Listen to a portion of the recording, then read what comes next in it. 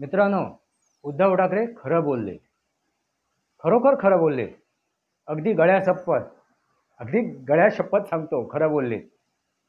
मित्रांनो, ते काय खरं बोललेत? त्यांच्या पोटातील ओठावर आलं.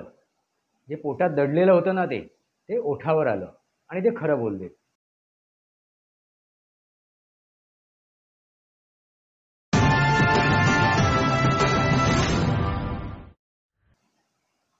नमस्कार मित्रांनो, वास्तवावर बोलू काहीतरी या शृंखलेमध्ये पुन्हा एकदा आपलं स्वागत.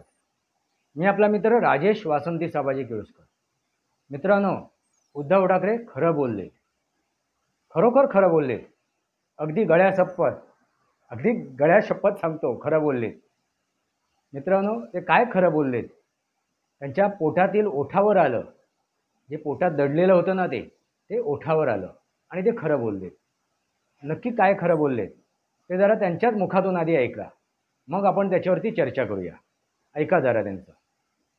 आम्ही 20 वर्ष 25 वर्ष 30 वर्ष सेना भाजप युती मग जागा वाटप व्हायचा, मग अशाच बैठका व्हायच्या आणि त्या बैठकांमध्ये जाहीर केलं जायचं की ज्याच्या जागा जास्त येतील त्याचा मुख्यमंत्री.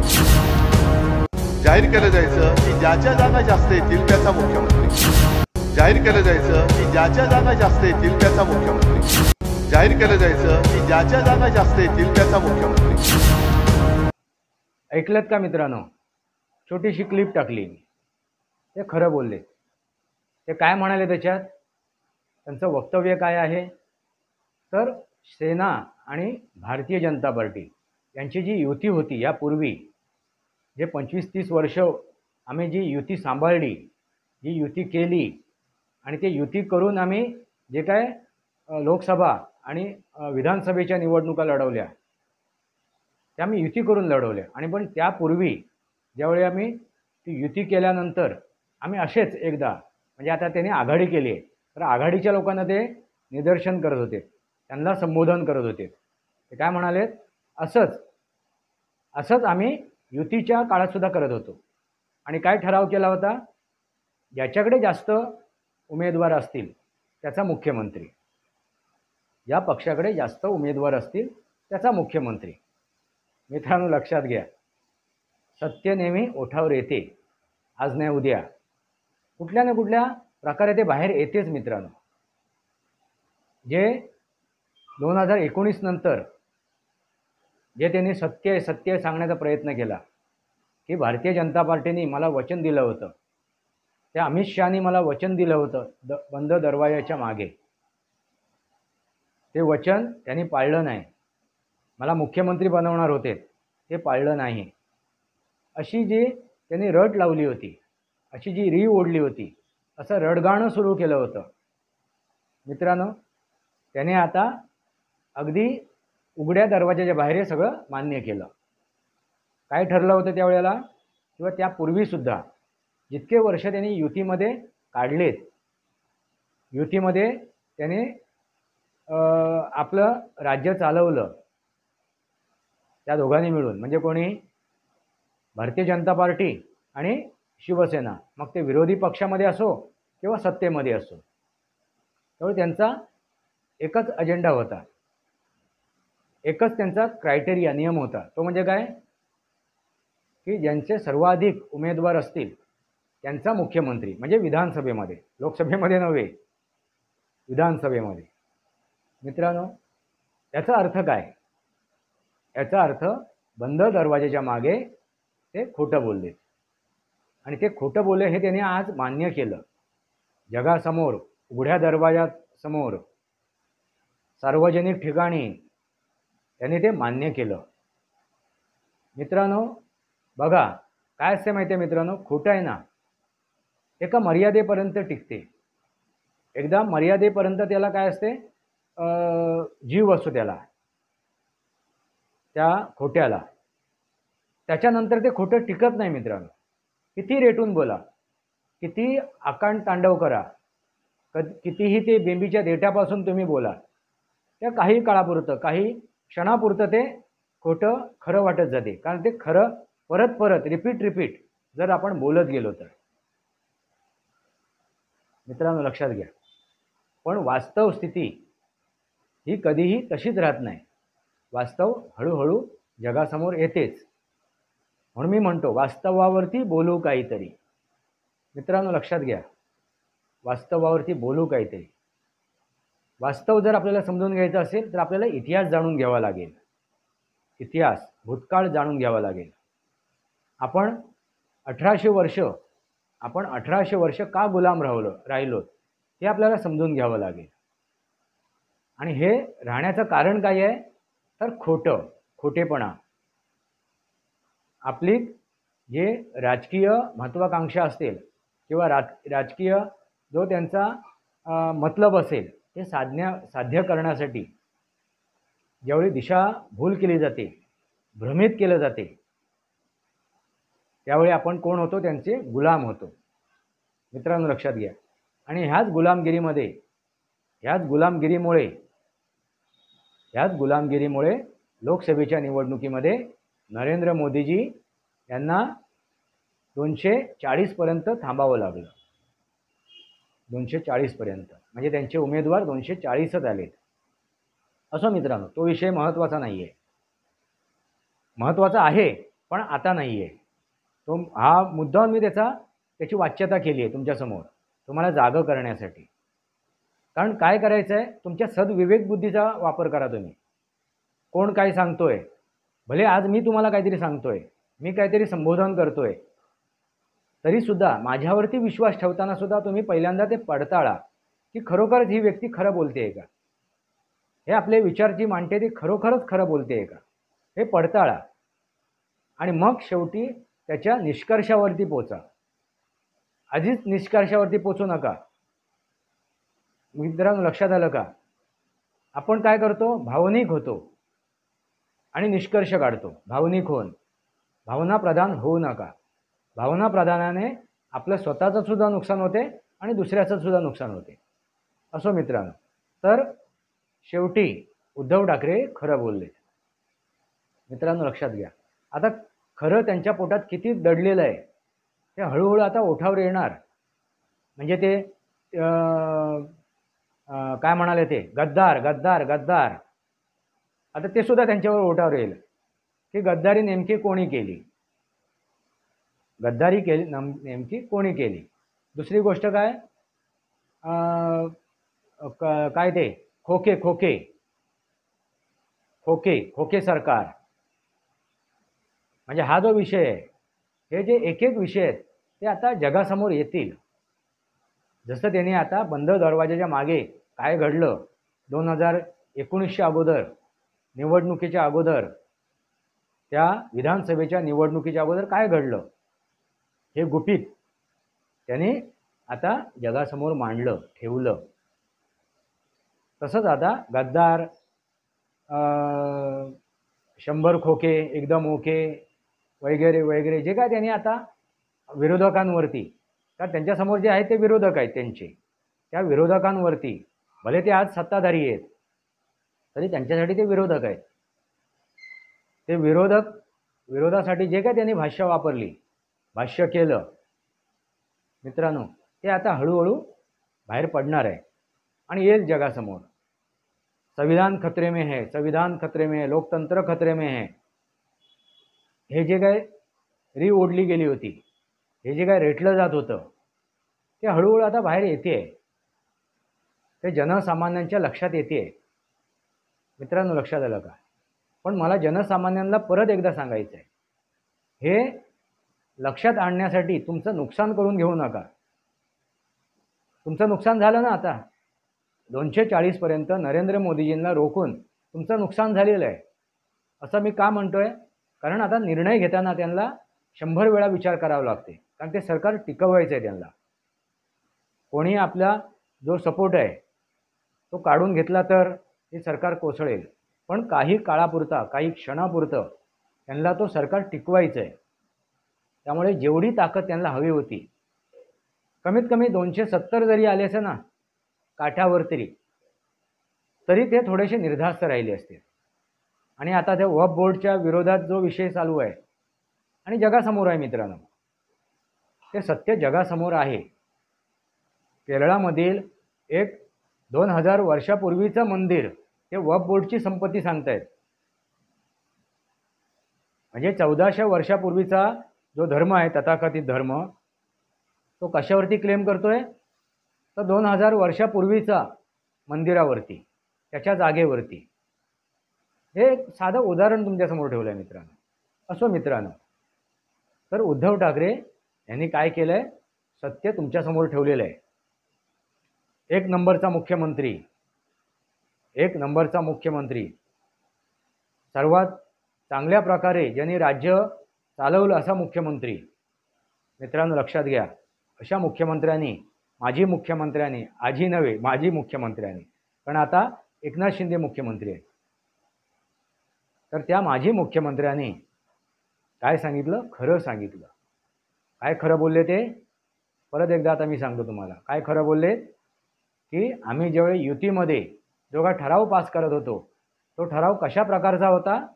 तर ज्यांचे जेवढे उमेदवार असतील, म्हणजे अधिक उमेदवार असतील, ज्या पक्षाचे, ज्या संघटनेचे, त्या संघटनेचा मुख्यमंत्री बनेल, त्या संघटनेच्या हातात नेतृत्व दिलं जाईल.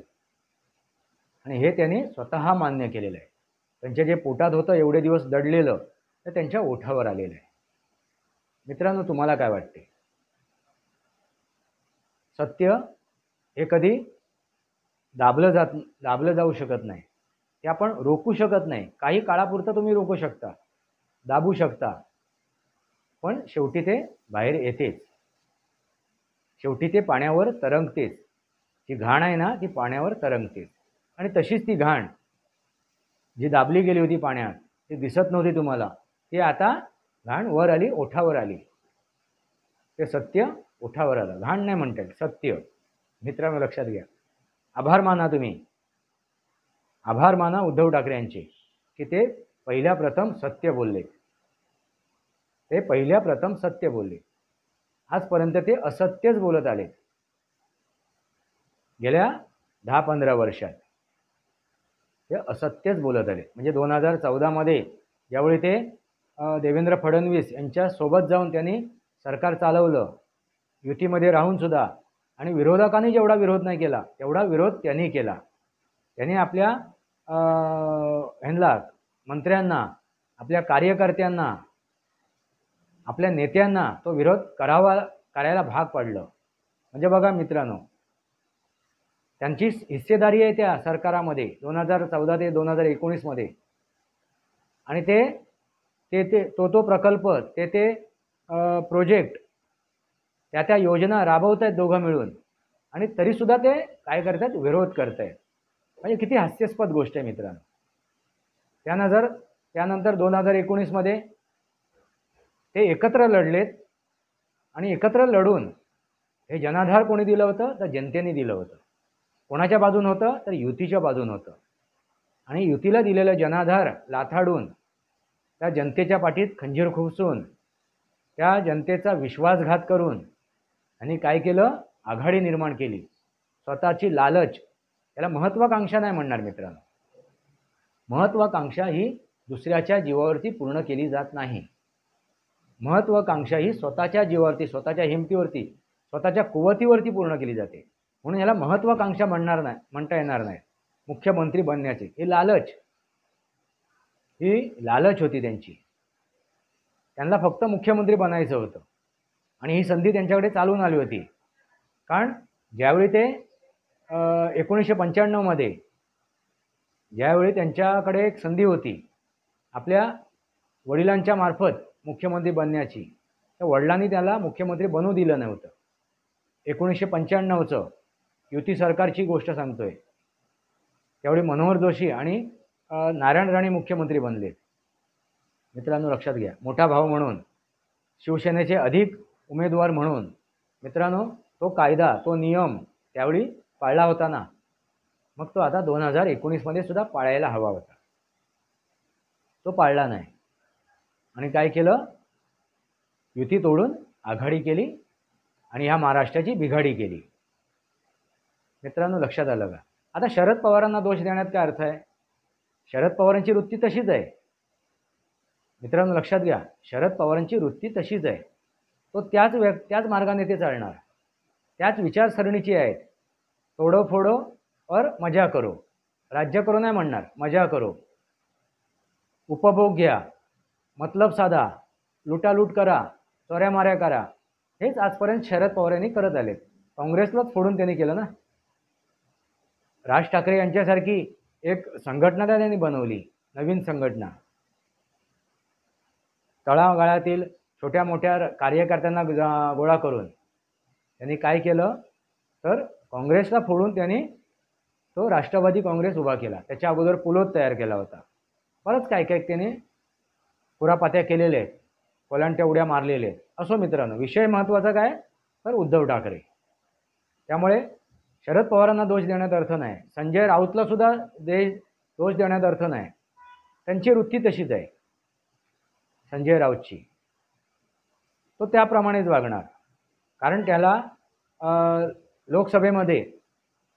लोकसभेमध्ये राज्यसभेचा संसद म्हणून त्याला पाठवलं गेलं नव्हतं आणि संजय निरुपमला पाठवलं गेलं होतं.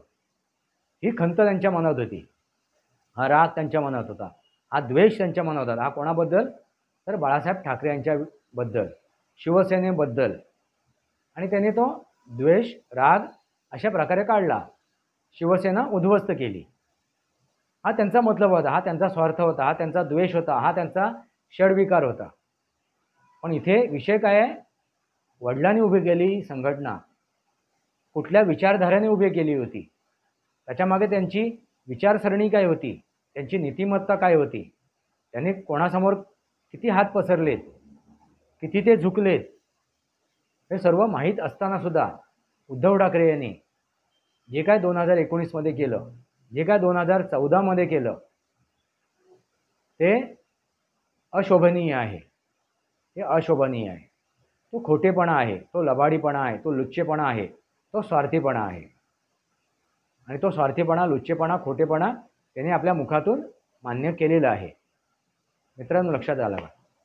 आता तुम्हीच ठरवा काय योग्य आणि काय अयोग्य.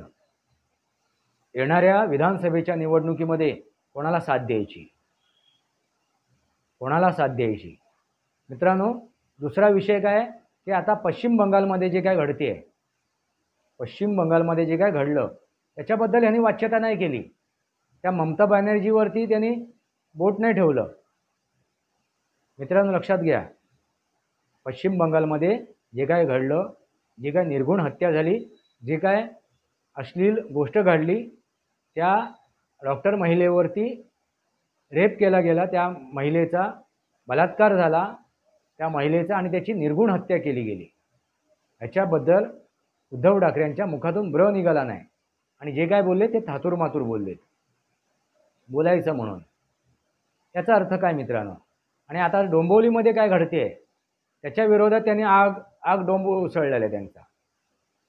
जर तिथे ममता बॅनर्जीसारखं जर हे महाराष्ट्र सरकार त्या गुन्हेगाराला पाठीशी टाकत असतं तर गोष्ट वेगळी होती मित्रांनो. पण सुरुवात नाही झाली, त्या गुन्हेगाराची माहिती नाही पडली, तो गुन्हा समोर नाही आला, तेवढ्यातच बोंबाबोंब सुरुवात झाली. आणि उचला त्याला, उलटा सुलटा लटकवा. मित्रांनो, गुन्हा घडलाय हे अजून साबित झालेलं नाहीये. कदाचित ती व्यक्ती असू शकते किंवा नसू सुद्धा शकते. ते साबित होणं गरजेचं आहे. भले ते पश्चिम बंगालमध्ये हो किंवा देशाच्या कुठल्याही कोपऱ्यात हो. एखाद्याला आपण गुन्हेगार म्हटलं म्हणून तो गुन्हेगार झालाच नव्हे, त्याचं इन्व्हेस्टिगेशन होणं गरजेचं आहे. आणि ते पुरावे गोळा झाल्यानंतर पण काही प्रथमदर्शनी जर ते दिसत असेल, हा तो गुन्हेगार आहे, तर आपल्याला त्याला गुन्हेगार मानावं लागेल. आणि तसंच तो प्रथमदर्शनी गुन्हेगार दिसतोय, तो डोंबिवलीमधील तो सफाई कामगार, मग त्याला आपण गुन्हेगार मानू आणि त्याची शहानिशा करू आपण. आणि ते करणं गरजेचं आहे. ते राज्य सरकारचं काम आहे, ते न्यायपालिकेचं काम आहे. उचला आणि लावा त्याला उलटा सुलटा टांगा. काय अर्थ आहे मित्रांनो?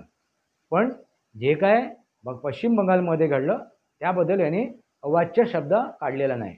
तेथे त्या आरोपीला, त्या गुन्हेगाराला, जो प्रथमदर्शनी गुन्हेगार दिसतोय त्याच्या विरोधात किंवा त्या ममता बॅनर्जी विरोधात जे काय ममता बॅनर्जीने वक्तव्य केलं, टिप्पण्या केल्या, त्याच्या विरोधात त्यांनी अवाच्य शब्द काढलेला नाही. मूग गिळून हे गप्प राहिलेत. हे सत्यवादी हरिश्चंद्र, असे हरिश्चंद्र यांनी शेवटी काय केलं, आपल्या मुखातून खरं सांगितलं. मित्रांनो, तुम्हाला काय वाटते? तुम्हाला काय वाटते? तुमचे काय विचार आहेत ते कमेंट बॉक्समध्ये लिहा. वास्तवावर बोलू काहीतरी या शृंखलेला सबस्क्राईब करा, बेल आयकॉन दाबा. माझे विचार पट असे लाईक करा. आपले विचार कमेंट बॉक्समध्ये लिहा. तुर्तास इतकंच. भारत माता की जय. वंदे मातरम. जय भारत, जय महाराष्ट्र.